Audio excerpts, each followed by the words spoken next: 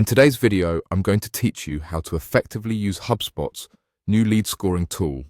This is a really valuable skill that can significantly streamline your workflow and improve how you handle leads. So let's dive right in and get started.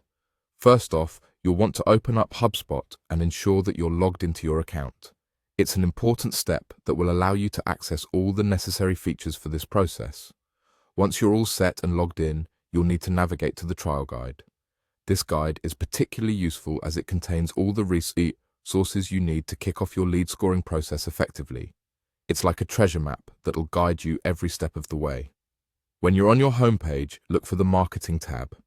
This is where much of the magic of lead scoring begins. Select Lead Scoring, and this will open up a new set of options for you. You'll notice an option to Start from Scratch. Go ahead and click that. Next, click on Contacts.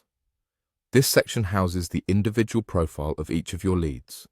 It's important because it gives you a granular view of the people you're dealing with. Each profile can provide invaluable insight into interactions, interests, and engagement levels. Armed with this data, you can better personalize your outreach and boost your chances of converting leads into actual customers. After checking out the Contacts section, move over to Companies. This segment focuses on the more macro view, providing information at an organizational level. It's here you get to see how your efforts with individual contacts fit into the larger context of a company, which is very handy for B2B situations. Understanding the organization's needs and structure can also be crucial in tailoring your approach. Next, click on Deals. This section will help you monitor ongoing negotiations and transactions. By keeping tabs on this, you can see where opportunities lie and what stages different deals are in. It's an efficient way to ensure everything is on track and moving smoothly towards closure.